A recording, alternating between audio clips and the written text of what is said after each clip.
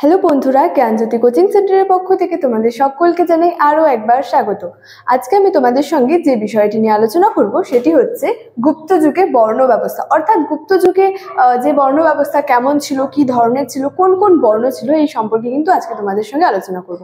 আলোচনাটি শুরু করার আগে তোমাদেরকে একটু বলে দিতে চাই যে তোমরা যারা ভাবছো এই সেমিস্টারে আমাদের সঙ্গে যুক্ত হবে, তারা উপরে দুটি নাম্বার দেখতে পাচ্ছ, 6295916282 এবং 7076398606।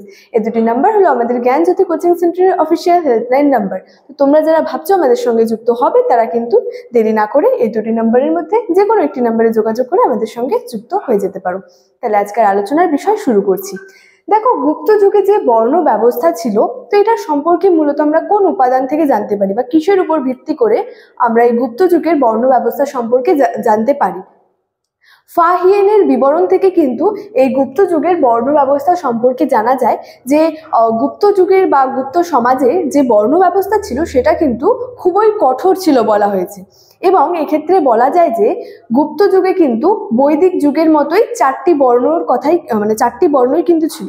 অর্থাৎ বৈদিক যুগে কি হয়েছিল, আর্যরা যখন ভারতবর্ষের সপ্তসিন্ধু অঞ্চলে এসে তাদের বসতির বিস্তার করেছিল, তখন কিন্তু তাদের মধ্যে যে গায়ের রঙের ভিত্তিতে তারা কিন্তু দুটি শ্রেণীতে বিভক্ত ছিল, একটা হচ্ছে গৌর বর্ণের এবং একটি হচ্ছে কৃষ্ণ বর্ণের।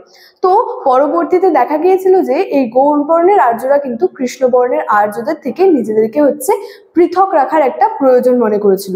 অর্থাৎ পরবর্তীকালে বা পরবর্তীতে গৌর বর্ণের যে আর্যরা ছিল, তারা কৃষ্ণ বর্ণের আর্যদের থেকে কিন্তু নিজেদেরকে আলাদা রাখার কিন্তু একটা প্রয়োজন অনুভব করেছিল।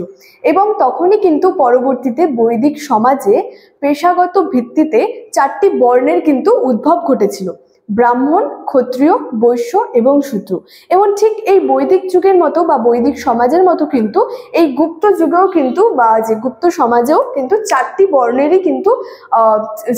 কিন্তু ছিল: ব্রাহ্মণ, ক্ষত্রিয়, বৈশ্য এবং শূদ্র।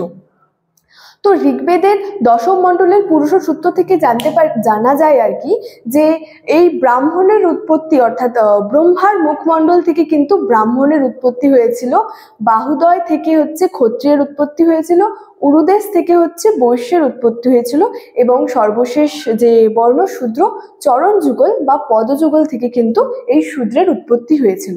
তো এবার বলবো যে এদের কাজ কি ছিল। এদের যে প্রত্যেকটা যে বর্ণ ছিল, প্রত্যেকটা বর্ণের কাজ কিন্তু আলাদা আলাদা ছিল।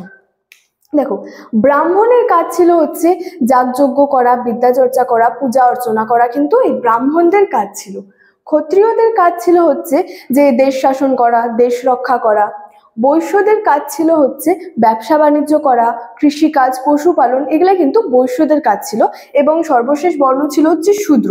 তো এই শূদ্রদের কাজ কি ছিল? এই যে তিন বর্ণ অর্থাৎ ব্রাহ্মণ, ক্ষত্রিয় এবং বৈশ্য, এই তিন বর্ণের সেবা করা, সেবা যত্ন করা কিন্তু এই শূদ্রের কাজ ছিল। ঠিক আছে, তো এটা কিন্তু এদের কাজের কথা।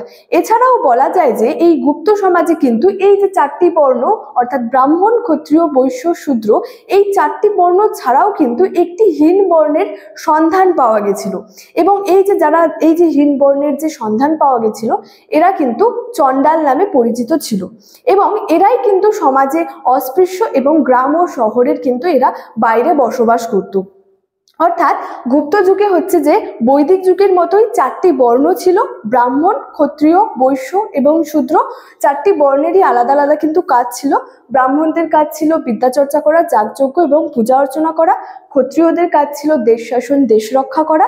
বৈশ্যদের কাজ ছিল ব্যবসা বাণিজ্য করা এবং শূদ্রদের কাজ ছিল এই তিন বর্ণ অর্থাৎ ব্রাহ্মণ, ক্ষত্রিয়, বৈশ্য, এই তিন বর্ণের সেবা করা। এবং এই চারটি বর্ণের বাইরে আমরা কি গুপ্ত সমাজে আরেকটি হীন বর্ণের সন্ধান পেয়ে থাকি, যারা যে চণ্ডাল নামে পরিচিত। এবং তারাই কিন্তু সমাজে আর কি অস্পৃশ্য এবং তারা যে গ্রাম এবং শহরের কিন্তু বাইরে বসবাস করত। এবং গুপ্ত যুগের যে বর্ণ প্রথা, সেটা কিন্তু খুবই কঠোর ছিল বলে জানা যায়। তো এই ছিল আজকের ক্লাস। ভিডিওটি ভালো লাগলে অবশ্যই লাইক, কমেন্ট এবং বন্ধুদের সঙ্গে শেয়ার করতে কিন্তু একদমই ভুলবে না। দেখা হচ্ছে তোমাদের সঙ্গে পরবর্তী ভিডিওতে একটি নতুন টপিক নিয়ে। তোমরা সকলেই ভালো থেকো, সুস্থ থেকো। Thank you so much. Thanks for watching.